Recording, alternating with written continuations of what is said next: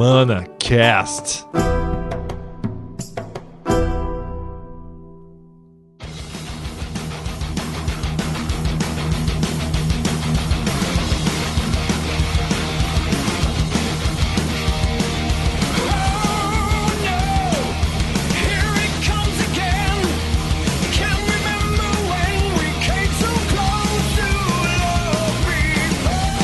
Começa mais um episódio do ManaCast Brasil.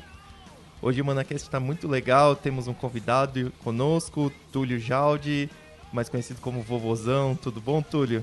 Tudo bem, tamo aí. Além do Túlio, estamos aqui com a nossa equipe, estamos com o Guento. Tudo bom, Guento? E aí, Barroso, e aí, pessoal?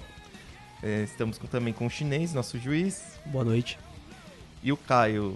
Fala, beleza? Hoje no nosso tema principal, o Túlio vai falar sobre o processo de deck building dele, como que ele pensa na hora de elaborar os seus decks malucos, como que ele ataca o ambiente, principalmente no mall, que é onde o Túlio atua mais, e vai dar os pitacos também com, agora que saiu o spoiler de Kaladesh.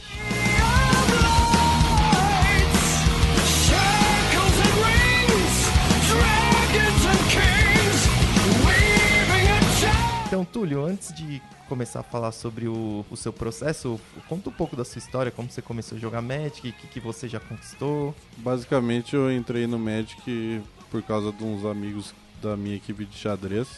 Acho que em 1999, faz uns 17 anos ou quase 18 já. Todo o pessoal da equipe de xadrez começou a jogar Magic nos intervalos, no recreio, no colégio, e aí eu me interessei. Descobri que tinha uma loja em Cuiabá que era a mesma loja onde eu alugava as fitas de videogame, mas eu nunca tinha visto Magic. Acho que eu só focava no videogame mesmo. E comecei a achar divertido e desafiador, até mais que o xadrez, porque no xadrez as peças são as mesmas, né? Desde séculos e séculos atrás, e no Magic não tem essa facilidade, entre aspas, né? Os desafios do Magic são bem amplos, né? Desde montar baralho, como utilizá-los, e depois também descobri que tinha o Limited, que acabou me fascinando, que é o que mais me fascina até hoje. Devido a esse grande interesse, eu acabei até substituindo um pelo outro. Não sei se sabem, mas eu jogava xadrez competitivamente, né? Aí esse instinto competitivo passou pro Magic e acho que em 2006 eu comecei a viajar para jogar torneios, porque lá em Cuiabá, né, minha cidade natal, não tem torneios grandes e expressivos. E daí então eu consegui alguns resultados no cenário nacional, mais notavelmente um PTQ de papel que eu ganhei e 2 no Magic Online. Eu fiquei em 9º lugar em um nacional, 2009 eu acho. Eu fiz top 16, não, top 32 em um Grand Prix. Aí na década seguinte, quando eu comecei a pegar o Magic bem mais sério mesmo, aí eu consegui ganhar um Grand Prix de trio, né? Ou seja, ganhei 1/3 de Grand Prix. Aí ganhei acho que mais um PTQ de papel. Os que eu falei online foram nessa década já. E acho que é isso só. Talvez mais um ou 2 top 32 de Grand Prix, não sei direito. Ô, Túlio, uma dúvida. Até, você sabe que elo você chegou no xadrez? Elo? Qual é o seu ranking elo você pegou? Cara, sim, mas eu nunca acompanhei direito, porque assim, apesar de jogar alguns campeonatos brasileiros, o nosso intuito, parece patético, mas é porque no xadrez quem é pior não tem mesmo chance de ganhar. Então assim, o nosso intuito era tentar empatar com o pessoal de São Paulo.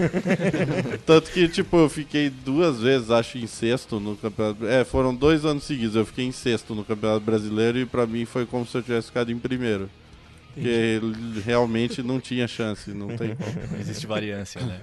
Se não você tem. É pior, você perde. Exatamente, não tem. Então, eu tenho certeza que não passou de 2.000. Agora o elo exato, assim, não vou saber não. Já é notável, já. Acho que não. Acho que começa com 1.800, né? O inicial é 1.600. 1.600? Eu tenho certeza que não passou de 2.000. Porque o maior do Mato Grosso era 2.050 e pouco. Legal. E falando agora um pouco da sua especialidade, que é o deck building, teve um momento exato que você parou e falou assim, não, eu quero elaborar meus próprios decks, eu quero testar ideias novas, eu quero atacar o ambiente de uma forma única. Teve algum momento assim que despertou esse interesse? Assim, o momento inicial que eu me lembro disso foi quando quando eu voltei pro Magic Online e comecei a jogar competitivo no Magic Online, que foi em 2006. Foi na época do Dragonstorm. Eu queria montar um deck que fosse similar ao Dragonstorm para ganhar os mesmos matches que o Dragonstorm ganhava, só que eu queria evitar o Mirror Match. Ou evitar não, eu queria ganhar o Mirror Match, né? O Mirror entre aspas, eu quero dizer, né? Então eu tentei umas variações de azul e vermelho mesmo, de Storm, só que com um kill mais rápido com Empty the Warrens e acho que era Ignite Memories, uma Isso. carta que o cara revela.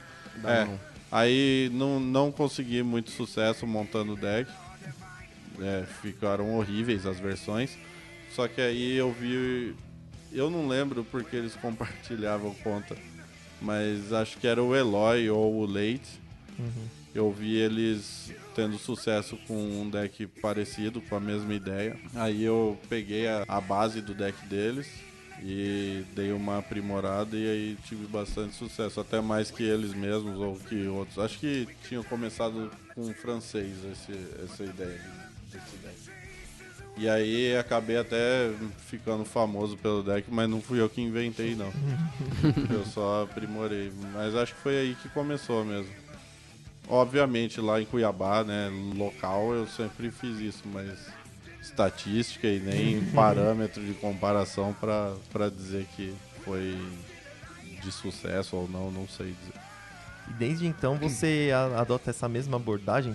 Teve alguma época que você jogava com algum deck do ambiente ou você sempre tenta fazer um deck que ataca completamente diferente e inesperado o ambiente? Olha, normalmente eu começo jogando com o melhor deck que tem o melhor deck óbvio que tem no formato. No caso no Standard, né? Eu tô falando. Sim. Normalmente eu dou uma desacelerada já de cara no deck. Vou dar um exemplo. Na época de Lorwyn e Morning Tide, a maioria das pessoas jogava ou de fadas ou de BG Elfos, né? Aí eu peguei basicamente o BG Elfos e tirei o Civic Wayfinder e o Elfo de Lanoir. E eu usava Troll Ascetic e não lembro que outra carta no lugar. Então, tipo, eu já começava ganhando os Mirrors porque o meu deck tinha mais late game. Sim. Então, eu sempre já começo assim, eu já quero ganhar o Mirror, que é o match que eu sei que eu mais vou ter que jogar. E eu não gosto dessa abordagem que inicialmente os decks têm no Standard, que é basicamente ganhar com a mão inicial. Eu não suporto isso, tipo... o jogo tá decidido já no turno 2 porque o cara abriu de Elfo de Lanoir ou sei lá que outra coisa e você não, e aí você já perdeu. E seu deck não tem as ferramentas para voltar pro jogo ou ganhar o late game. Isso eu não... Nessa situação eu não me permito colocar, entendeu?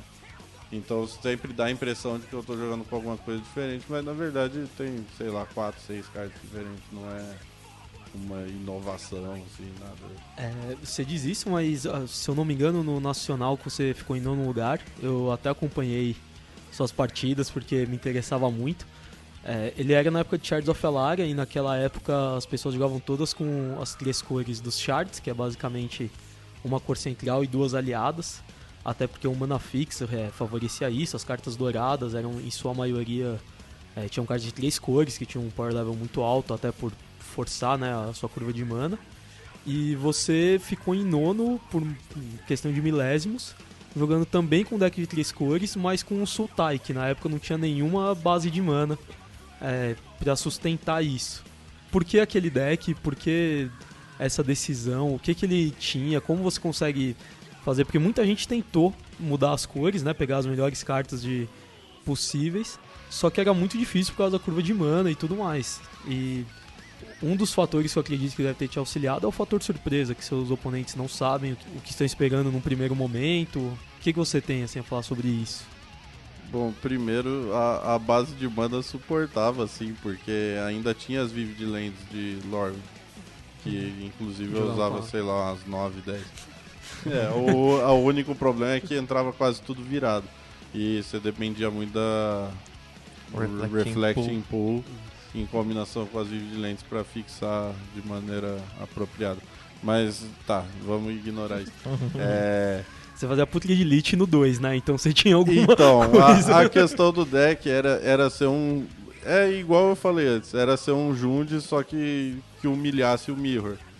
Então, como é que fazia isso? Tipo, o deck jogava basicamente no mesmo plano do Jund, com os mesmos early drops fortes. Tinha acesso ao mesmo sideboard para quebrar o match do Fadas, com aquele Bambi lá, eu não lembro o nome. Great Sable Stag. Great Sable Stag, isso aí. Mas o deck usava alguns elementos que eu sempre gostei de flash e de deixar as manas abertas. Isso era permitido com o Cloud Thrasher, Sim. e com o Makeshift Mannequin, sei lá como pronuncia. Você tinha remoções de custo bem baixo, se não me engano, Terror, Shriek Maul, e que permitia você usar a remoção e deixar a mana aberta para a carta-chave do deck, que era Soul Manipulation. Acho que ninguém nem vai saber o que faz. Eu acho que eu sei. É uma azul, uma preta e uma incolor, mágica instantânea. Aí é Choose One or Both. Você dá... Não é Reanimate, né? Você dá... Volta uma criatura do Animate, cemitério pra mão. isso. Você volta... Eu esqueci que Regrow. carta faz. Você volta uma criatura do seu cemitério pra sua mão ou anula a mágica de criatura alvo. Ou faz os dois, óbvio. Então, tipo, essa era a única carta que conseguia competir tanto em tempo quanto em card advantage com o Bloodbraid Elf. Então era muito fácil ganhar de Jund e, obviamente, ganhava dos mesmos matches que o Jund ganhava e perdia também pros mesmos matches que o Jund perdia. E era basicamente essa a ideia. Muita recursão, card advantage e tal, o Jund não conseguia competir. E esse processo de querer pegar o melhor deck e modificar, até agora você faz isso tipo, com o Mono White Eldrazi, por exemplo, que você foi bem no mall recentemente? No caso do Mono White, ele teve como base o deck fracassado do Pro Tour, o Mono Red Eldrazi, que foi transformado em AEW, sabe lá Deus como apareceu a Nahiri lá no meio, mas esquece esse assunto. Sim, basicamente a ideia é essa, mas tem vezes que eu levo um pouco aos extremos por causa de outras coisas. Por exemplo, mais recentemente eu tava jogando de Mono Blue Prison. Eu tava fazendo isso porque eu sabia que ia dar menos de 2 meses com o formato novo no mall, com o Eldritch Moon. E eu não queria correr o risco de perder infinitos tickets investindo em carta. Eu montei um deck que custava 30 tickets. Dei uma aprimorada no deck e é isso aí. Mas a maioria das vezes tem motivo estratégico de verdade. No caso do Mono White Eldrazi, eu não vou saber nem te dizer como começou a ideia do Mono White. Eu só lembro do Vili me falar que eu devia, de qualquer forma, usar Secure the Wastes no deck. E aí começou assim, foi mais ou menos assim. E aí, obviamente, Secure the Wastes saiu do deck, que é um lixo. Mas ok, o padrão era usar o Gideon e o Thought Not Seer, que eram as melhores cartas custo 4 que tinha no formato, só isso. Que a ideia era só essa. O metagame do mall eu acho, né, que é diferente do metagame de IRL no papel. Então, o que você acha de pegar, às vezes a gente vê o seu deck, aparece no Channel Fireball lá, né, 5-0 no mall, pegar o seu deck e jogar no PPTQ, alguma coisa assim, você acha que o deck tá preparado para ir bem também no metagame do papel? Eu acho que a principal diferença de metagame no mall pro de papel é a velocidade com que ele muda. Eu acho que falar mais especificamente que ele é fisicamente diferente, eu não sei se concordo, até porque eu não sou a pessoa mais indicada para falar, porque eu quase não jogo de papel, eu só vejo amigos jogando e comentando, mas eu não vejo por que não seria bem sucedido, nem nada do tipo. Talvez algumas cartas de sideboard não devessem ser incorporadas, mas acho que seria só isso mesmo. Não tem grande diferença, eu imagino. Ô Túlio, acho que uma das suas builds mais curiosas e talvez pode falar engraçadas é aquele UG que você acabou ganhando o PTQ no Rio de Janeiro, que praticamente foi um deck que você inventou ali. O jogo foi um deck de um final de semana Não vi ninguém depois copiando a lista e utilizando em algum campeonato relevante a lista, mas ele funcionou muito bem naquele dia. Como que partiu a ideia de você fazer aquele deck, que era mais ou menos como se fosse, posso estar enganado, mas jogava uma estratégia meio como se fosse do Fadas, porque tinha alguns bichos com flash e você tinha alguns counters, algumas cartas recursivas para poder combater as ameaças. Como que foi o processo de você pegar e falar, não, talvez dá para tirar um deck disso aqui e talvez ele seja jogável? Só fazer um adendo, isso foi na época de Teros que dominava os Mono Blue e Mono Black Devotion. Então, um ambiente que estava praticamente resolvido por mais de um ano, você conseguiu inovar, né? Só fazendo complemento, né? E outra coisa incrível é que muita gente tentou usar esse tipo de deck em campeonatos locais e não conseguiu fazer absolutamente nada. Inclusive muita gente, inclusive bons jogadores, falaram, esse deck é uma porcaria. Mas o resultado falou por você, né? Não, esse deck, a explicação é bem simples, tipo, do porquê funcionou e porquê parou de funcionar. Mas eu vou começar do começo. Na temporada anterior, antes de lançar Teros, era válido Innistrad, certo? Sim. Então, na temporada anterior eu só tava jogando de UW Flash, que era com Augur of Bolas, Snapcaster Mage, Restoration Angel. Era isso aí. Matava basicamente com aquele equipamento Rune Chanter Spike e tal, e fazendo ficha com Murland Mount. É isso aí. Eu acho que eu fiz top 8 nos dois WMCQs que eu joguei. Inclusive eu tenho uma história boa sobre isso. E uns 3 ou 4 PTQs com esse arquétipo e tal. Beleza. Aí rotacionou o formato e acho que um mês depois teve esse PTQ. Acho que foi em novembro. Foi em novembro ou dezembro? Foi um mês ou 2 meses depois da rotação. Então, agora que vem o ponto importante do porquê que ele funcionou. 3 fins de semana antes desse PTQ, se não me engano, 3 ou 2, houve 3 Grand Prix no formato Standard ao redor do mundo. E todos eles, o campeão foi um UW Control. E nessa época, o Mono Black Devotion não usava Lifebane Zombie ainda no main deck. Usava no side algumas cópias, acho, 2, 3, sei lá. Mas ele ainda não tinha incorporado o Lifebane Zombie e isso facilitou bastante o sucesso do deck. Mas a ideia principal era, eu quero humilhar o W Control e o Esper também, por consequência. E eu quero ganhar do Mono Blue, que era o deck mais popular ainda. O Mono Black ainda não tinha ultrapassado o Mono Blue. Então a ideia era essa, jogar com um deck quase todo instant speed, que eu já tinha toda a experiência das 2 temporadas anteriores, e que tivesse um match bom contra o W Mono Blue. Aí eu dei uma olhada, parece sacanagem isso, mas eu dei uma olhada filtrando por todas as criaturas que tinham flash e obviamente me deparei com cartas horríveis, tipo aquela quimera, aquele lobo podre e tal.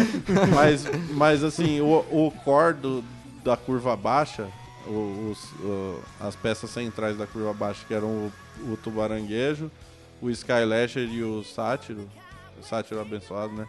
Isso. Pareciam fantásticos, porque tanto o tubaranguejo quanto o Skylasher conseguiam trocar no começo com outras criaturas, quanto pressionar os decks que não colocavam pressão. E o sátiro, então, absurdo, né? Ele é quase um lava-axe na cara todo turno.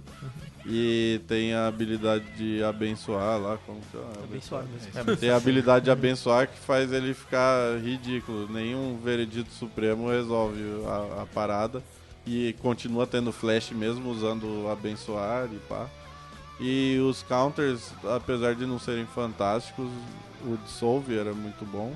E o Syncopate só preenchia a curva só. O principal problema do deck era comprar carta. Não tinha compra de carta boa pra usar. Tive que usar o Opportunity, mas era o que tinha. E também a falta de remoções atrapalhava um pouco, né? Só tinha Bounce e carta pra gerar tempo. Acho que usei Cyclonic Rift e Simic Charm, eu acho. O Simic Charm é interessante, porque além de prevenir remoções e dar o pump, né, o +3/+3, o bounce dele, ao contrário do Cyclonic Rift, podia ser usado em criatura minha. E como tem flash, tipo, muitas vezes você conseguia, por exemplo, o cara faz o veredito, você tem, sei lá, o tubaranguejo e o sátiro na mesa. Você consegue dar bounce no sátiro com o Simic Charm Aí resolve o veredito, final do turno você faz outro bicho com flash, faz a quinta land, 5 manas, abençoa o bicho, já bate 6, aí o cara, sei lá, vai dar remoção, você bate 4 de novo, então era muito fácil ganhar do W. E do Monoblue, voltando lá no começo dos matches, o do Monoblue eu imaginei que seria fácil por causa dos 4 Skylasher no main deck. Então, e no side eu coloquei acho que 4 Gensei também pra garantir e bora, coloquei no time. Vai que vai. Mas teve bastante playtest ou você... Não, a primeira partida com o deck foi no PTQ. Sério? Você jogou aproximadamente aí 9 partidas com esse Foi, baralho e nunca mais. Foi. O mais engraçado é que eu postei a lista no grupo de Cuiabá, de match. Todo mundo riu de mim, né? Eu postei a lista e falei, vou jogar com isso daqui amanhã. Beleza, aí fui dormir. Aí quando eu acordei, tinha comentário do Oder. Sei, de Aí, que tá no grupo de Cuiabá? Tipo, eu nem sabia. Acho que a Alice colocou ele lá, não sei, alguém tinha colocado. Aí na primeira rodada eu enfrentei ele. Mas ele tava de Esper. Não foi tudo numa boa. Não. Você falou que você jogou a temporada anterior a desse deck com o W Flash, Snapcaster, Anjo e tal. Eu joguei um PTQ contra você aqui em São Paulo e só o seu deck não era um W Flash normal, era um W Flash Túlio, né? Óbvio.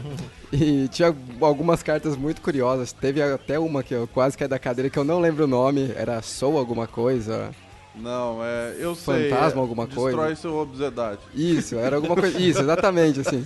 Eu não sabia nem que existia a carta, pra falar a verdade. Era uma época que eu não tava jogando tanto. E eu tinha jogado com você. Esse PTQ foi, acho que, sei lá, 2 semanas depois do GP Rio, que o Zé acabou ganhando. Foi próximo ao WMCQ também, que você acho que fez top 8 em São Paulo. E você acabou jogando com o mesmo deck, só que listas diferentes. E no GP Rio, você jogou com outro deck totalmente diferente. Eu joguei contra você lá também. Se enfrentou. Sim, e era um deck totalmente diferente e tal. Você tem sempre essas opções pra mudar na sua mão ou vai de acordo com o dia? Hoje eu vou tirar isso aqui, seja o que Deus quiser. Não, é tudo pensado mesmo. Mas do Rio, que foi o primeiro torneio, se não me engano eu joguei de... Era Jund? Não, acho que era um Esper, não era? Não, era um eu sei que... Junk Splash vermelho. Eu lembro que você tinha aquele amuletinho que virava bicho, que era BW, que ganhava Lifelink lá. Era o Warzov. Isso. Era o Warzov. Sim, essa era uma forma que eu escolhi de ramp, junto com Farseek, que era bem óbvio. Esse aí tinha a opção de locar o jogo, né, nas races com o Wolf Run lá, que esse Wolf Run. Eu acho que o Splash era pra Wolf Run só. Eu sei que tinha uma Gisela no side, mas eu não lembro. Eu sei que eu ganhei 6, perdi 2 e empatei uma. Eu lembro que, inclusive, no jogo que eu perdi pra você, uma carta minha sumiu, não sei se você lembra. Ficou, se eu não me engano, acho que na hora que você embaralhou... Você estourou alguma FET. Eu acho que eu dei um Farseek. Você deu um Farseek e colocou uma carta da sua mão acho que no fundo, alguma coisa assim, se eu não me engano. Que você esqueceu, embaralhou foi junto. Uma parada assim. Teve alguma coisa estranha. Mas não fazia diferença, eu ia perder bem. igual. Não, eu lembro que tava perdido já, só. Mas a ideia desse Junk aí era basicamente jogar igual o Jund, só que tinha acesso a Imperial Rights. Junto com o Thrag Tusk, não sei o que, era só pra gerar mais valor e tal, eu não lembro direito. Era basicamente eu troquei o Hack's Etern por Imperial Rights, alguma coisa assim, eu não vou lembrar direito. Mas no caso do W Flash, o deck era basicamente inteiro toolbox.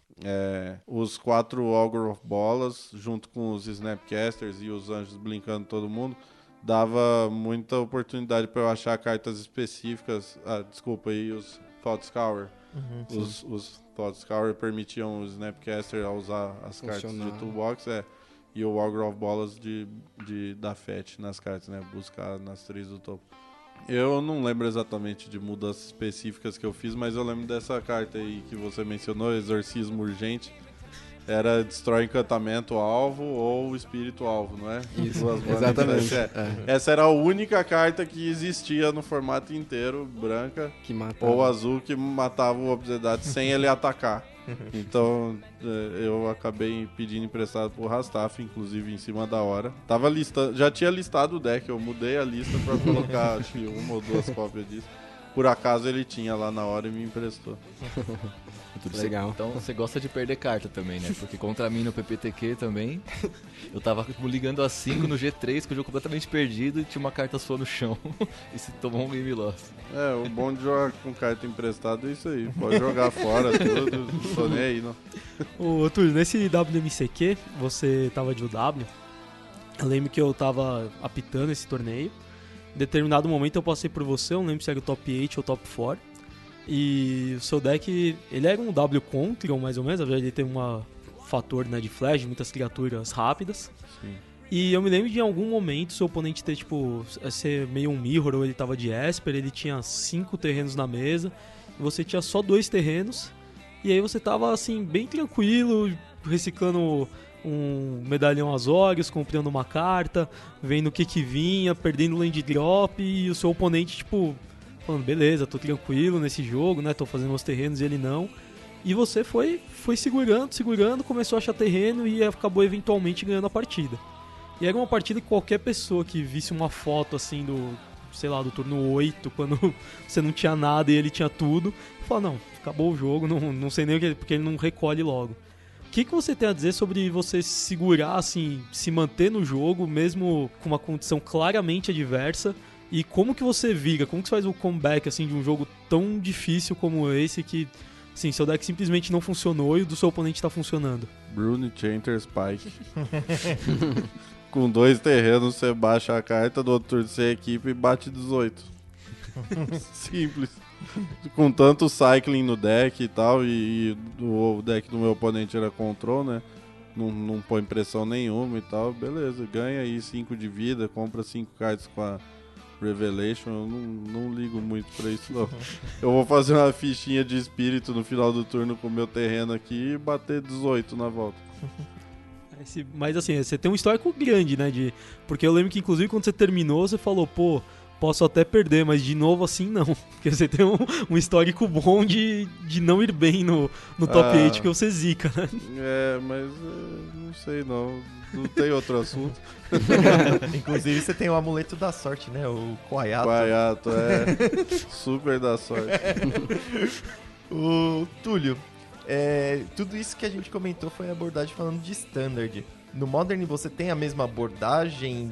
Funciona, não funciona? Porque o Modern ele tem umas características bastante diferentes do Standard. Olha, pra ser sincero, eu não jogo Modern, abomino o formato, mas quando eu tive a oportunidade de dar uma estudada e arrumar cartas, porque no Modern a disponibilidade de cartas às vezes afetou alguma decisão minha. Por exemplo, no último Magic Online Championship Series, no último playoff, né, do Magic Online Championship Series, eu joguei de Burn, que foi o que eu arrumei emprestado e eu não queria investir, né? Tipo, já foi demais investir 200 tickets comprando os 4 Tarmogoyf pro side do Burn que eu arrumei emprestado. Eu joguei um circuito da Epic Game Modern. Eu joguei acho que 4 etapas das 5 que teve. Eu joguei todas de Burn também, que foi o deck que eu arrumei emprestado. Também não tinha invenção tulesca nenhuma. Mas aí na final do circuito, valendo a passagem pro GP Chile, eu resolvi jogar de Valakut, porque eu sabia que o meu oponente, o Rastaf, ia jogar de Abzan. Óbvio que eu perdi. Mas nesse deck eu inventei sim algumas coisas. Eu incorporei um pacotezinho com Delirium e Traverse the Ulvenwald, porque apesar de eu saber, né, é óbvio que Summoner Spect é uma carta forte, eu preferi ter um pouco mais de mid-rangezismo no deck. E então eu preferi usar um pacote de Delirium, além de suportar o pacote de Valakut no deck e tal. Mas não deu certo, então não tenho nem... não tem, eu joguei um match e perdi. Essa é uma coisa que é bem característica minha. eu não testo nada antes. Então, é a história do torneio e fim. Quando o torneio eliminatório é simples e eu perco da primeira rodada, não fica muito Tem interessante. história, não existe muita história. Não fica muito interessante de contar, mas Você jogou já 4 Pro Tours, é isso? Esse é o 5º agora que você vai? eu classifiquei pra 5 contando esse, mas eu só joguei 3 antes. Certo. E como que é o processo da criação de deck, né? Aí é uma edição nova, completamente quase tudo novo. Não tem um melhor deck para copiar muitas vezes. Copiar assim a base e tentar ganhar do Mirror. Como que é esse processo? Bom, primeiro assim, mesmo não tendo metagame, tipo, até tem alguns torneios da Star City antes e tal, mas a maioria dos grandes times está escondendo o jogo, então você não tem muita certeza de nada. Mas a maioria dos bons decks, a maioria, é bem óbvia.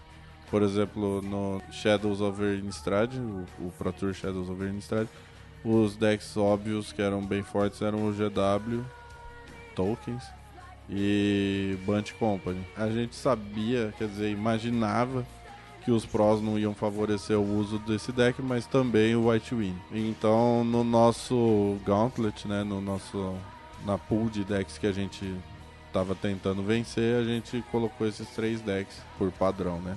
Acontece que no Pro Tour o povo esconde muito o jogo. A gente chegou lá pra jogar e tinha, sei lá, Espers Controls, BW Control, decks de Eldrazi, BW Eldrazi, Mono Red Eldrazi, tinha deck de reanimar com Ever After, então, tipo, tinha tudo que você podia imaginar, mas que você preferiu ignorar porque, no máximo isso vai ser, sei lá, 3, 5% do metagame, beleza. Mas aí você soma todos esses 3, 5% do metagame e vai dar quase metade, aí você ficou perdido. Eu prefiro não me focar muito nisso, e prefiro ou criar ou escolher jogar com algo que tenha um plano mais proativo. Tanto que nesse último eu joguei com o RW Eldrazi, né, Mono Red Eldrazi, que é um deck que simplesmente se seu oponente der uma travadinha ou sei lá, qualquer coisa, você atropela ele com o Reality Smasher e a parada toda. E aí entra o maior erro que a gente cometeu nesse Pro Tour. Nosso deck não tinha Reality Smasher, nem no main, nem no side. Ninguém sabe por quê. Tipo, sempre teve 4. A hora que a gente foi registrar pro Pro Tour tinha 0. Não sei o que aconteceu, prefiro nem tentar lembrar.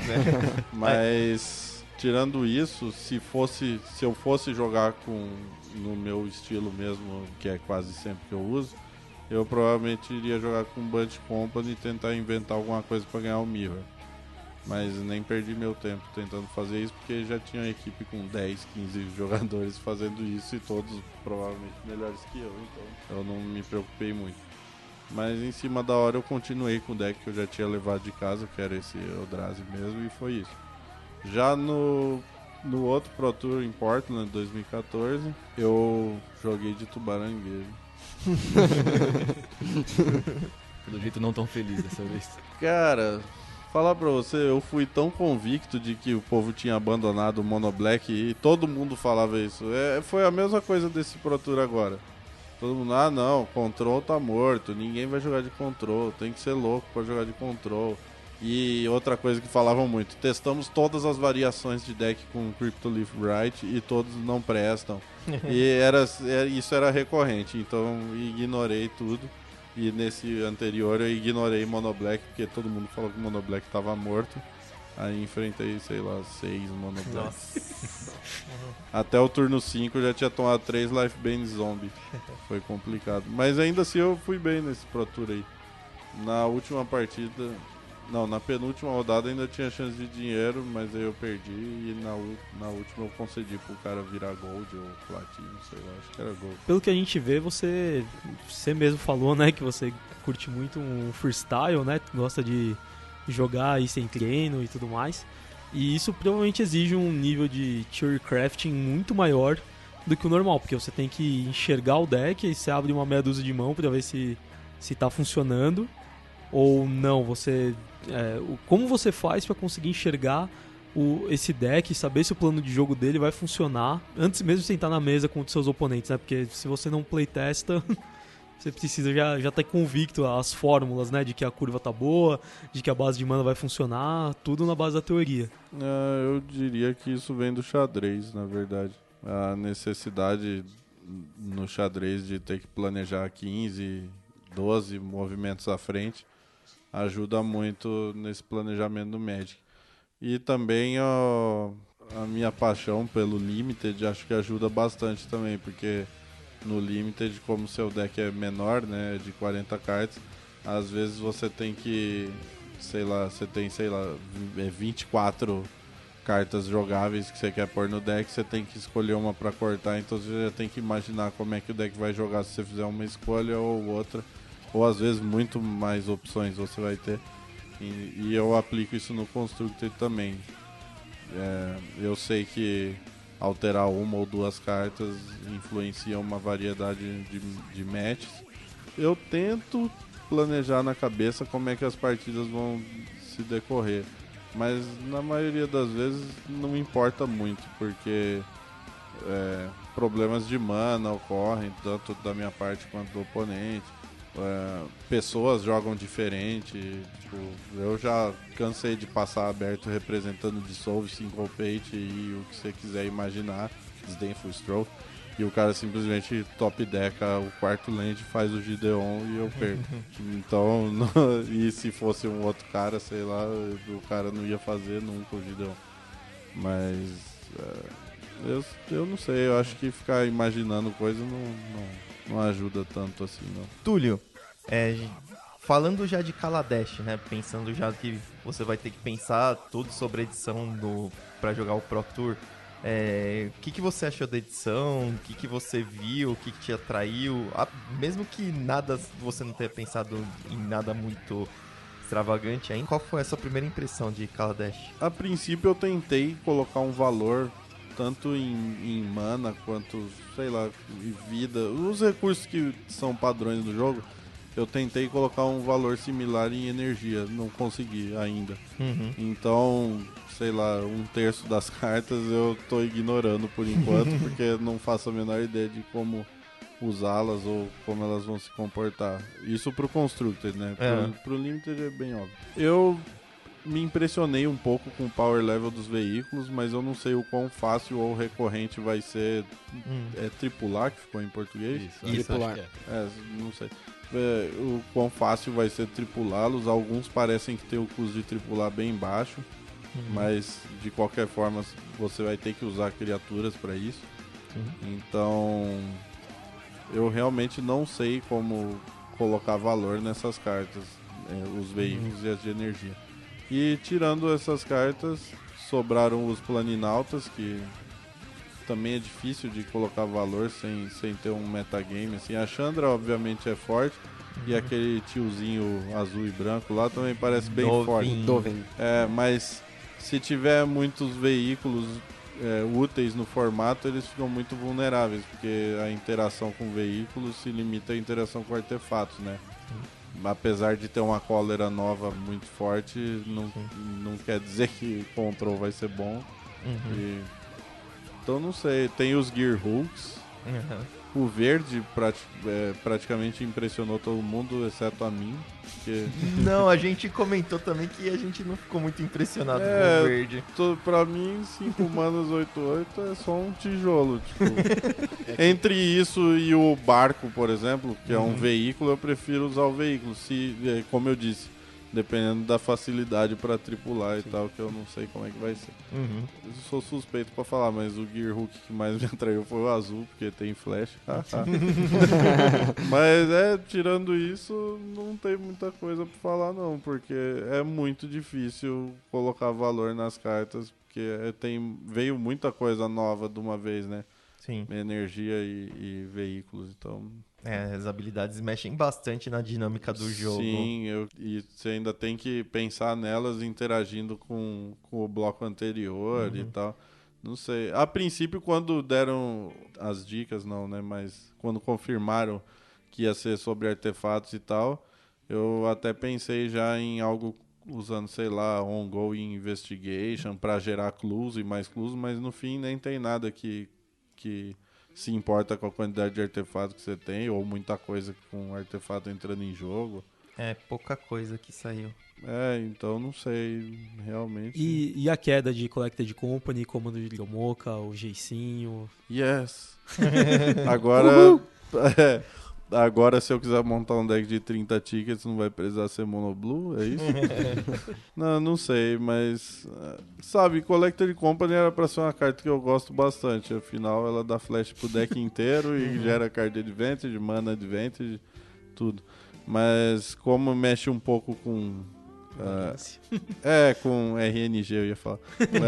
Com variância. Não sei, eu não usei muito a carta. Acho que eu usei só no GP São Paulo de 2015. Até porque depois eu parei de jogar, né? E voltei só no final do ano. Mas eu acho que o Dromoka's Command é a principal carta que cai. Company, obviamente, é um big loss por formato, mas eu acho que o comando é a principal, que abre mais oportunidade de usarem novas cartas, porque ele oferecia um snowball muito grande, né? Principalmente para quem tá na play. Se o cara faz o advogado dele, você faz o seu, ele tem o comando, você já recolhe. Então. Sim. E também a queda da Company vai dificultar um pouco o uso do Reflector Mage, pelo menos adicionar mais risco ao uso da carta nos decks. Isso já é uma coisa boa. E os veículos são imunes a Reflector Mage também, são, né? Que são. É bem... mas não a Spell. Mas ok, acho que é isso mesmo. Acho que é o comando Dromoka e a Company, porque o Dragon Lord Ojutai já tinha ficado pra trás. O Jace sem as Fets tinha perdido já grande parte do poder, apesar de ter continuado vendo o jogo. O resto, e o Kiteon sempre foi nojento, então adeus. A Nissinha que sempre foi... A Nissa é só o valorzinho, né? Tipo, mas se estão usando até a pipa do vovô, né? Nissa já virou piada. É verdade. A Nissa virou fodder de Emerge, então... Sim. E, Túlio, só pra gente poder fechar o bloco, conta pra gente, você falou que você ganhou 1/3 de um GP, né? Conta pra gente a história do Launch the Fleet. Ai, meu Deus. Eu sabia que esse momento ia chegar. Bom, se não me engano, eu tinha ligado pra 4 e era a partida decisiva do match decisivo pra gente ir pro top 4 do Grand Prix São Paulo 2014. O Rastaf tinha perdido, o Batutinha tinha vencido e eu tava 0-4 naquele dia. O meu deck era muito ruim. A carta em questão, o Launch the Fleet, era do meu sideboard. E como o deck do meu oponente, para variar, era muito melhor que o meu, eu pensei, bom, eu só tenho como ganhar se eu der um turno muito grande aqui de Heroic nos meus bonequinhos e bater com tudo.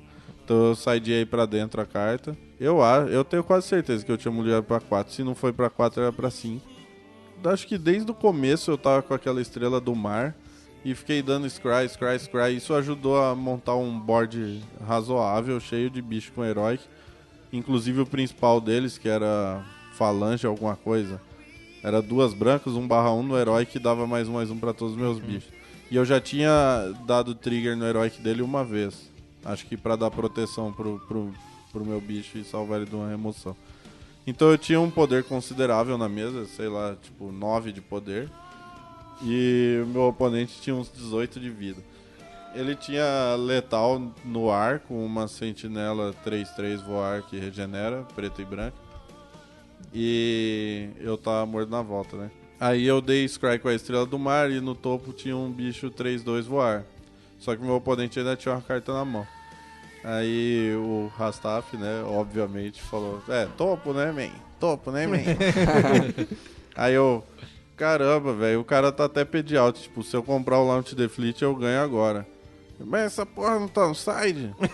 Aí eu pus pra dentro, cara. Aí o Batia já soltou um ai, meu senhor. Pegou a cruzinha do peito dele e começou a beijar. Eu já fiquei tenso, né? Cagou tudo. Aí eu fiquei pensando comigo mesmo, né? Se eu deixar esse voador no topo, eu não vou a lugar nenhum. O jogo continua igual, porque a sentinela do cara regenera. Eu ia ganhar um turno e ele ia perder 3 de vida, acho que era pra regenerar. E se ele comprar ou já tiver uma remoção na mão, eu tô morto. já morro na hora. Então, o certo é ir pro fundo mesmo e buscar o Launch the Fleet. Mas o problema é que pra dar letal com o Launch the Fleet, eu nem podia ativar de novo a Estrela do Mar na minha manutenção, porque ela tinha que atacar pra dar o letal. Isso que era o mais bizarro. Aí o Rastaf, ai meu Deus, põe esse aí no topo e ganha um turno que você ganha mais um Scry. Aí eu, cara, e se ele tiver a remoção? Aí ele, então manda essa merda pro fundo. Já levantou da cadeira e saiu, como se eu tivesse perdido. Aí eu, beleza, fundo, né? Aí comprei o Launch the Fleet. Eu acho que eu nem terminei de conjurar a mágica, eu só joguei na mesa e falei, você morreu pro cara. Aí o cara ficou olhando assim, morri, eu, virei tudo lá, acho que dava Heroic em 6 criaturas. Quer dizer, a Estrela do Mar não tem Heroic, né? Mas dava Heroic em 5, inclusive um tritão que virava um bicho do cara lá. E dava o letal certinho, tipo, ele tinha 18, eu batia 19, né? Passava uma ficha a mais lá. Aí ganhei, fomos pro top 4 e foi só alegria. Mas contestado, né? Mas se eu tiver só mais meio minuto no top 4, teve uma igualmente épica. Que o Rastaf tava com o jogo perdido contra o Paulo TTE e o Batutinha já tinha ganho do Walter. Tava 1-1 o meu jogo contra o Bertu e ele tinha feito uma Prognostic Sphinx e tava com o board muito melhor que o meu, eu morria em 2 porradas. Ele ainda tava representando um counter na mão, alguma coisa assim, não lembro direito. Aí o Rastaf olhou pro lado, falou, já era, né, man? Aí eu, cara, nunca já era. Top deck um Bolt of Keranos. Quanto você tem, Bertu? Ele, 3, eu, pá. Tamo na final, rapaz. Legal. São essas histórias que deixam o Magic mais divertido. Pelo menos pra um dos lados, né? Pra um dos lados. O outro lado nunca vai esquecer da história também, mas isso faz parte. Legal, Túlio. Obrigado aí pela sua presença, por todas essas histórias que você contou, explicar como que é o seu processo, né, na arte do deck building. E esperamos que você vá bem no Pro Tour e que possa voltar aqui com a gente para contar histórias boas. Pô, eu espero isso aí também. Você recomenda que alguém siga os seus passos, Túlio? Ou... Não. Eu já tentei várias vezes sei lá, passar isso adiante. Até porque eu adoraria que isso fosse, tipo, caso comum, né? Pra eu ser ajudado também. Porque, sério, porque toda vez que tem alguma coisa em time, em equipe, na verdade eu fico sozinho porque é melhor pra mim e pra todo mundo. Porque eu não atrapalho ninguém e ninguém me atrapalha, entre aspas, né? Claro, mas já tentei, nunca deu certo, mas espero que um dia dê, porque eu adoraria ser ajudado. Legal, então. E agora vamos ao... O Diário de Vencer, com as notícias da semana.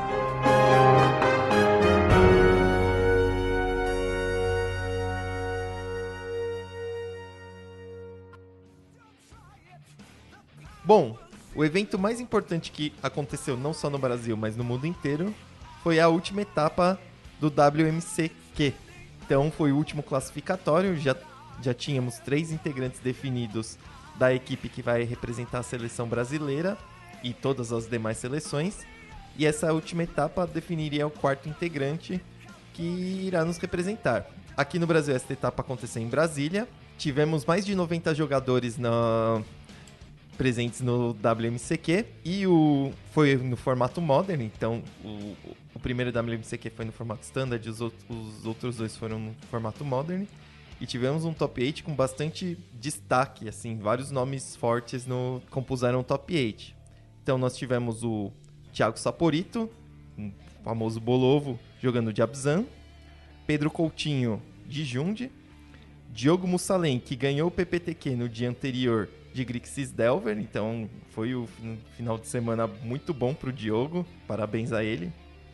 O Marcos Paulo de Jesus Freitas, também conhecido como Obama, estava de RG Escape Shift. Guilherme Fonseca, também conhecido como Crocodilo, também estava de Abzan.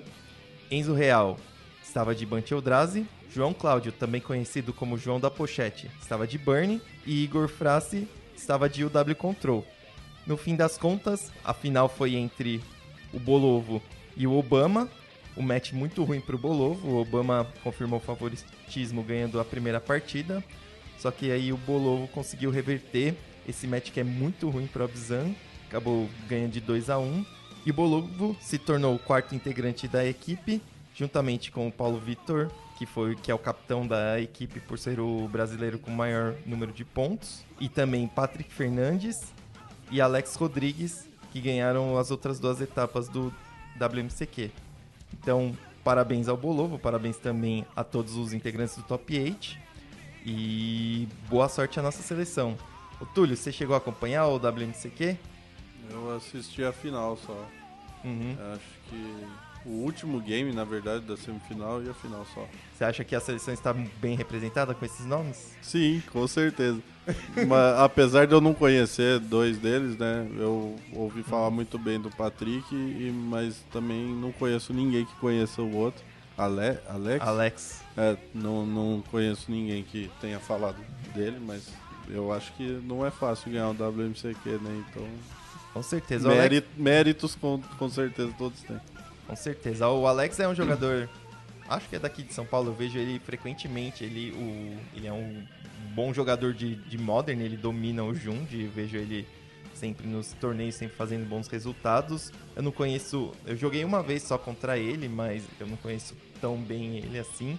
Mas o Patrick eu conheço ele bastante, é um jogador ele era do SX Team, que é o time Sem Chorar, lá da região de Rio das Ostras. Que eles eram bastante fortes no Legacy e parece que o Patrick acabou dando um passo a mais e começou a grindar também os torneios até que ele conquistou aí. É um muito bom jogador, já bateu na trave várias vezes nos RPTQs e agora conseguiu a vaga pro WMCQ. Então acho que é uma equipe muito forte e com chances reais de ir na Copa do Mundo. Ah, com certeza. Ainda neste final de semana nós tivemos um PPTQ na Spellbox, que fica em Moema, aqui em São Paulo. Eu participei, acabei não passando para o top 8, eu fiz 3-1, não consegui dar o empate para passar para o top 8, eu tive que jogar a última, acabei perdendo na última para o César de Affinity, e que foi justamente o campeão. O César acabou passando em primeiro no suíço, com uma grande vantagem de estar na play em todos os jogos, e acabou sagrando-se campeão. Então, parabéns ao César e eu preciso treinar mais. Ele estava lá apitando esse torneio. Tá bem lembrado. O chinês aí marcando presença, apesar de ele ser o mestre dos magos, né? De vez em quando ele desaparece depois de dar a dica. E ele tá voltando ativo agora. Sim, Muito certamente. bom. E agora vamos ao...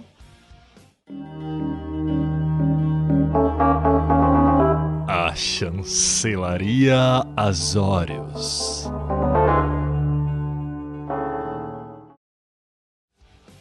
Bom, para falar aqui no momento do juiz, eu vou pedir pro Túlio, que já foi mais um dos membros ilustres do corpo de juízes, que agora não apita mais porque perdeu o nível por inatividade, mas já foi juiz, já foi certificado no passado.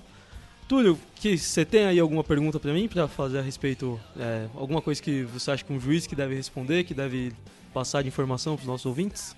Certificado por você, inclusive. Sim. Bom, eu vejo muita gente durante os torneios comentarem: eu vi tal jogador fazer tal procedimento errado ou uma jogada errada. E eu sempre os alerto que quando verificam esse tipo de coisa, eles podem parar o jogo e chamar o juiz. Na verdade, eu enfatizo que não só pode como deve. As pessoas têm dúvidas quanto a isso por causa da diferença de REL, né?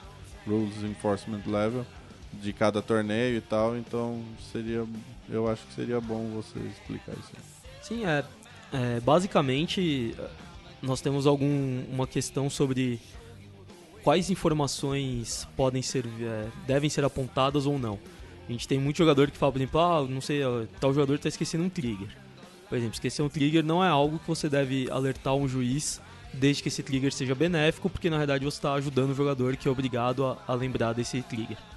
Agora, quando você tem uma violação de regra do jogo, ou quando alguém esquece um trigger que é benéfico para o oponente, né, ou detrimental para o controlador, como a gente chama, é realmente muito importante que um juiz seja avisado para que ele possa corrigir o problema.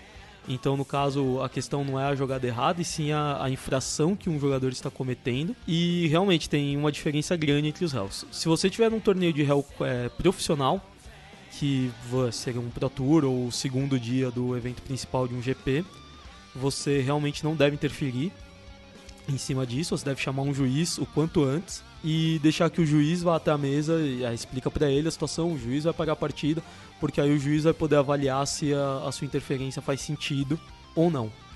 Uma vez que esteja num torneio de réu um pouco menor, porém ainda competitivo, como é o caso de um PPTQ, ou daqueles GPTs que valem passagem, então a premiação maior, nesses casos você não deve falar o que aconteceu, mas você deve parar a partida.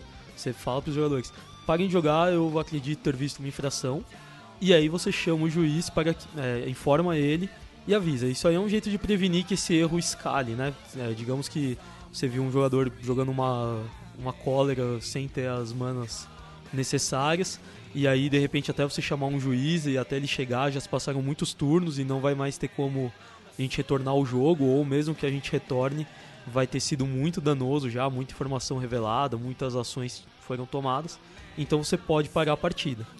E se o torneio for de réu regular, chamado Friday Night ou um GPT mais comum, você chama um juiz, mas você pode muito bem simplesmente ajudar os jogadores. A gente parte da ideia que num torneio de réu casual, né, as pessoas estão lá para se divertir, e então eles não vão se incomodar se você apontar um erro. Então você simplesmente fala assim, vou chamar um juiz, mas cara, você tá jogando essa carta com as manas incorretas, ou você não pode esquecer de fazer isso daqui, porque sua criatura vai ficar viva e deveria ter morrido.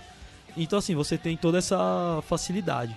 E isso não é uma coisa que você deveria optar por fazer. Você deveria realmente fazer isso sempre que você vê, porque você está ensinando os jogadores a jogar, a prestar mais atenção nas cartas deles, nos efeitos deles.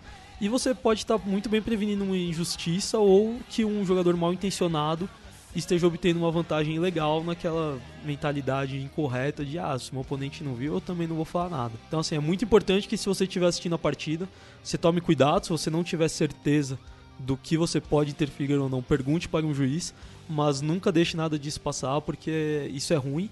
E ainda fica pior depois quando você fala, eu vi acontecendo, e aí as pessoas falam, a gente podia ter feito alguma coisa. Mas não acontece nada. Fala, não acontece porque você não avisou a gente, e agora não tem mais o que fazer. A partida acabou, a slip tá assinada. E muito menos, não falei porque é meu amigo. Isso é um outro problema de moral e ética que eu não vou abordar aqui, né? Porque não vai ter como eu falar isso de uma forma gentil. Legal, obrigado aí pelo caso, pela explicação chinês. E agora vamos ao...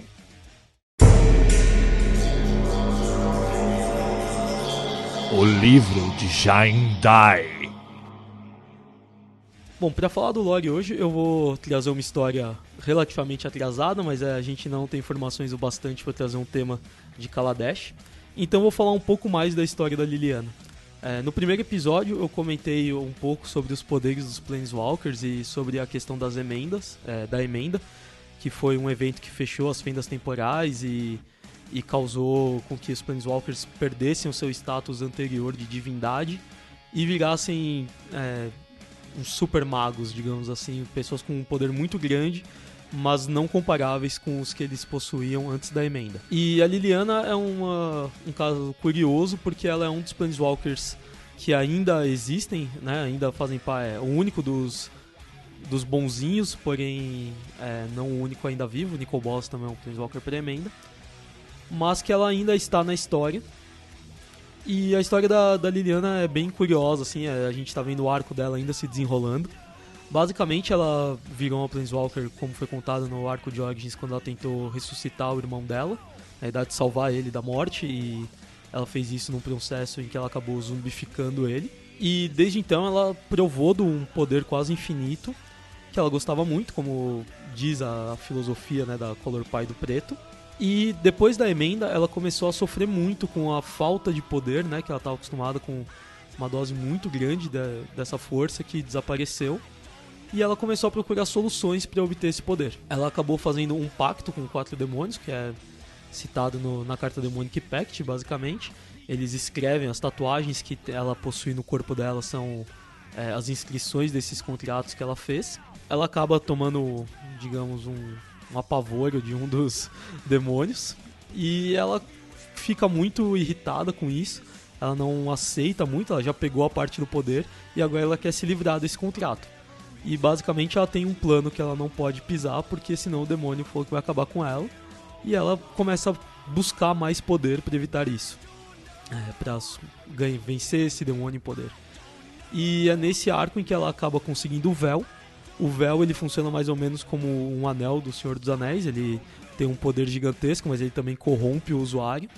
Quando vai começar a história de Zendikar, ela está em Ravnica, falando com o Jace, procurando por ajuda com o véu, mas o Jace acaba se negando a ajudá-la porque existe um problema mais urgente, que é a questão dos Eldrazi.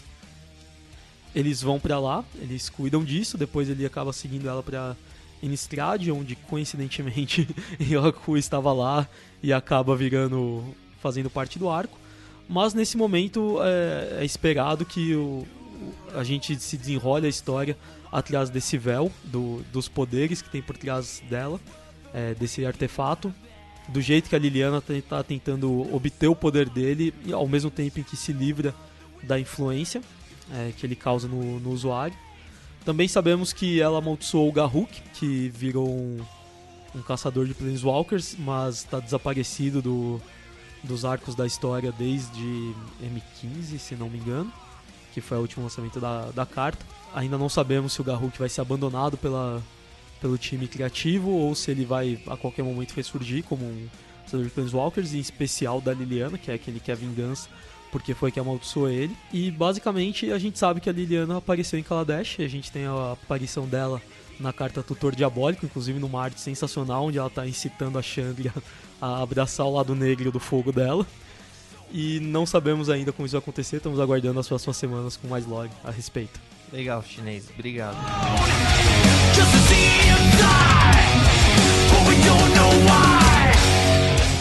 E agora vamos ao encerramento do programa. Então, para quem for jogar o pré-release, muito boa sorte, que vocês abram muitas Chandras, muitas cartas foils e façam todos 5-0, 4-0, seja quantos for necessário para premiar o máximo. Eu, particularmente, eu não vou jogar. Vocês vão jogar? Eu vou jogar. Vou participar. Vai jogar tudo. Não faço ideia ainda. Justo. Aguardo patrocínios. Justo. É isso aí. Muito boa sorte. Muito obrigado a você, Túlio, pela participação. Estamos sempre aí. Muito obrigado a vocês, ouvintes, por sempre estar acompanhando a gente. Quem tiver alguma pergunta ou quiser fazer alguma interação, pode mandar pelo Facebook, pode entrar em contato conosco, que a gente vai tentar responder ou abordar o tema sugerido. Muito obrigado a todos e até o próximo episódio. Muitas invenções pra todo mundo que jogar o pré-release aí. E só cuidado pra não bater os veículos aí. Kill the king! Tear it down! Kill the king! Yeah, strike him down!